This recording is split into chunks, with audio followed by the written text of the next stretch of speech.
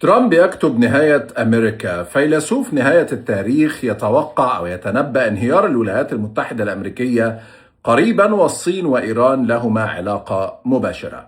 النهاردة الأحد 24 مايو 2026، الساعة الآن 6 مساء بتوقيت القاهرة.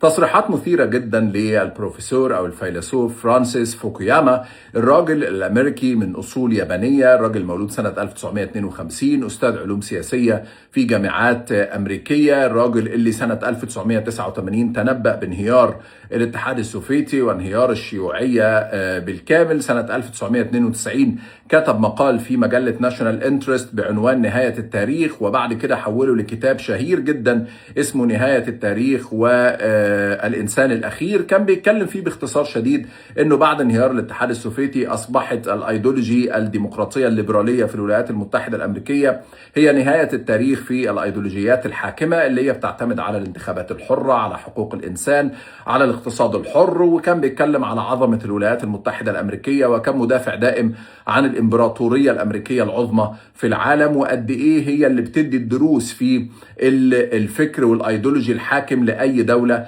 عايزة تصل إلى ما وصلت إليه الولايات المتحدة الأمريكية. فالراجل كان داعم طول عمره للولايات المتحدة، لكنه تنبأ مؤخرا في حلقة أذيعت على المدونة الخاصة بتاعته وعلى البودكاست الخاص به على اليوتيوب بانهيار الولايات المتحدة الأمريكية على يد ترامب أمام الصين، وحرب إيران لها نصيب الأسد من هذا الانهيار. بيقول الراجل اللي عمل مراجعات كتيرة جدا لأفكاره على مدار السنين اللي فاتت، في 2014 عمل كتاب اسمه النظام السياسي والاضمحلال السياسي، اتكلم فيه عن تحول أمريكا من دولة ديمقراطية لدولة فيتوقراطية اللي هي بتعتمد على الفيتو والمصالح واللوبيهات. في 2018 بعد وصول ترامب للحكم عمل فوكوياما كتاب آخر اسمه الهوية وايدنتيتي، وكان بيتكلم فيه عن تصاعد التيار الشعبوي اليميني مع وصول ترامب للبيت الأبيض. يعني الراجل كان طول الوقت بيعمل مراجعات، لكنه وصل مؤخرا لقناعة بعد عودة ترامب من الصين أن الولايات المتحدة الأمريكية في طريقها إلى الانهيار،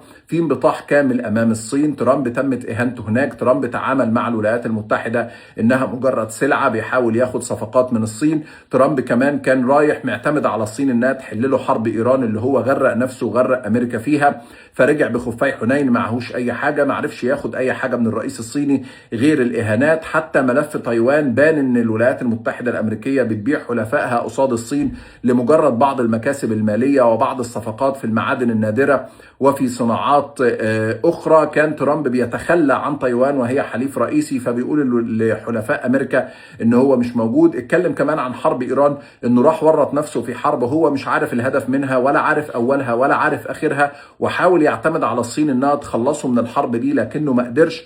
بيقول فوكوياما إن هو شايف ترامب بيدمر الولايات المتحدة الأمريكية من الداخل، انقسام شديد في الداخل الأمريكي، استقطاب حاد في السياسات الأمريكية، ارتفاع في التضخم، ارتفاع في الأسعار، ارتفاع في أسعار الوقود في السلع. وبالتالي أصبحت الولايات المتحدة الأمريكية في أزمة كبيرة في الداخل، أصبحت في أزمة كبيرة في محيطها، الناس تتعامل معها أنها دولة مارقة، أصبحت في مشكلة كبيرة مع حلفائها اللي هي بتتخلى عنهم عشان مصالح ضيقة جدا، أصبحت في أزمة كبيرة أمام الصين اللي هي قوة صاعدة.